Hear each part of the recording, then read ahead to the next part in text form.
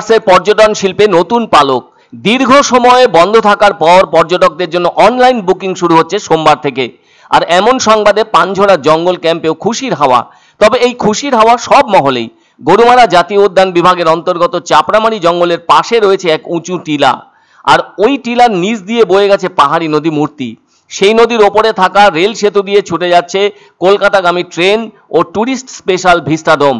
এখানে এলেই সকাল থেকে অবিরাম ময়ূরের ডাক বা কেকা শোনা যায়, আর সন্ধে হতে বন্যপ্রাণীদের আনাগোনা। তাই এবার থেকে অনলাইন বুকিং এর মাধ্যমে এমন এক রোমাঞ্চকর পরিবেশের স্বাদ নিতে পারবেন দেশি বিদেশি পর্যটকরা।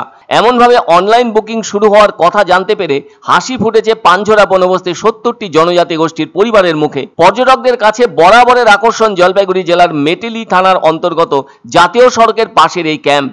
ওই ক্যাম্প প্রসঙ্গে পানঝরা বনবস্তিবাসীদের নিয়ে গঠিত জয়েন্ট ফোরাম ম্যানেজমেন্ট কমিটির সম্পাদক অমৃত ছেত্রী বলেন, গত ৪ বছর ধরে অনেক কষ্টে দিন গুজরান করে আসছেন এই জঙ্গলের মানুষজন। আর ২১শে এপ্রিল থেকে এই জঙ্গলের জন্য নতুনভাবে বুকিং শুরু হচ্ছে। তার ফলে এই জঙ্গল ক্যাম্পে আসবেন দেশি বিদেশি পর্যটকরা। এখানে এই মুহূর্তে তৈরি ৪টি কটেজের প্রতিটিতে অবশ্য ৩ সদস্যের পরিবার থাকতে পারবেন। আর তাদের ওই জঙ্গলে আসা পর্যটকরা খাবার দাবার সবই এই বনবস্তিবাসীদের নিয়ে গঠিত কমিটি থেকেই পাবেন, যাতে করে কিছুটা হলে উপার্জনের পথ খুঁজে পাবেন তারা। সে কারণে রাজ্য সরকার ও বন দপ্তরের সবাইকে ধন্যবাদ জানাচ্ছেন এভাবে তাদের পাশে দাঁড়াবার জন্য বলে জানালেন জয়েন্ট ফোরাম ম্যানেজমেন্ট কমিটির সম্পাদক অমৃত ছেত্রী। অন্যদিকে এই রাজ্যের ঘন বনের মনোরম দৃশ্য প্রত্যক্ষ করা, ডুয়ার্স ভ্রমণকারী প্রকৃতি প্রেমীদের জন্য একটি সুন্দর কুটিরে বসবাস করা স্বপ্নের মতো হতে পারে। পানঝরা চাপড়ামারি ওয়াইল্ডারনেস ক্যাম্প যেন বর্ণনার সাথে মিলে যাওয়া কয়েকটি জায়গার মধ্যে একটি। তবে চাপড়ামারি বন মূলত গরুমারা জাতীয় উদ্যানের ধারাবাহিকতা। আর এই চাপড়ামারি বন্যপ্রাণী অভয়ারণ্যের নতুন সংযোজিত পানঝরা জঙ্গল রয়েছে, সেখানে আছে রকমারি বন্যপ্রাণ। তবে যারা শিলিগুড়ি থেকে এখানে আসবেন তাতে দূরত্ব পড়বে ৬৫ কিলোমিটার। ফলে শিলিগুড়ি থেকে গাড়ি ভাড়া করে সোজা আসতে হবে চালসায়, প্রয়োজনে লাটাগুড়ি পর্যন্তও যেতে পারেন তারা। আর চাপড়ামারি ওয়াইল্ডারনেস ক্যাম্পে পৌঁছানোর জন্য ২ ঘন্টার যাত্রাও করতে পারেন পর্যটকরা। আবার যারা ট্রেনে চেপে সেবক হয়ে নিউমাল জংশন পর্যন্ত আসবেন, তারা ওই স্টেশন থেকে চাপড়ামারি ওয়াইল্ডারনেস ক্যাম্প হিসেবে পানঝরার আগে করা বুকিং এর সুবিধার্থে চলে আসতে পারবেন। দূরত্ব মাত্র ১৫ কিলোমিটার। আবার যারা বিমানে বাগডোগরায় আসবেন, তারা ওই বিমানবন্দর থেকে চাপড়ামারি বনবাংলোয় চলে আসতে পারবেন কোনো একটি ভাড়ার গাড়ি নিয়ে। দূরত্ব ৭৯ কিলোমিটার। বলতে হচ্ছে শনিবার থেকে নতুনভাবে সেজে ওঠা ওই পানঝরা জঙ্গল ক্যাম্পে ভিড় জমিয়েছেন বনবস্তিবাসীরা, আর তাদের মুখে হাসিও ফুটেছে।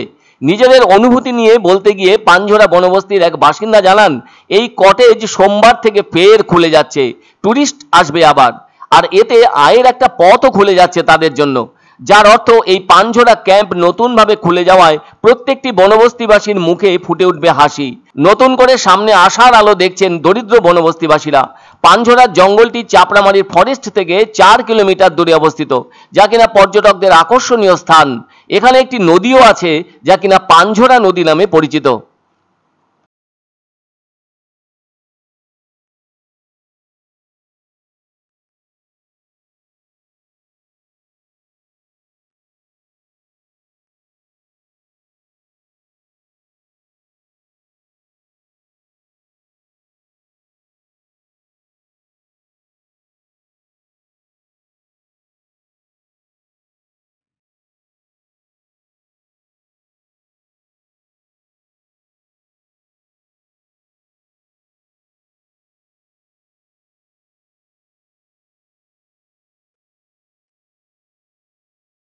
কিন্তু এখন আবার নতুন করে এটা স্টার্ট হচ্ছে। এটা ট্যুরিস্টদের জন্য যতটা একটা আনন্দের বিষয়, ততটাই আমরা খুশি এই কারণে যে ফরেস্ট ভিলেজার্সরা আবার একটা মানে নতুন করে কাজের সুযোগ পেয়ে উঠবে। আর ফরেস্টের সাথে গ্রামবাসীদের যে রিলেশনশিপটা, একটা এটা অনেক সময় কনফ্লিক্টের বিষয়ে হয়ে ওঠে, বাট এইরকম প্রজেক্ট যখন আসে, তখন ফরেস্টের সাথে ভিলেজার্সদের একটা রিলেশনশিপ, একটা সুন্দর স্বাস্থ্য রিলেশনশিপ ডেভেলপ হয়। সেখানে ওদের ইনকামের একটা সোর্স তৈরি হয়।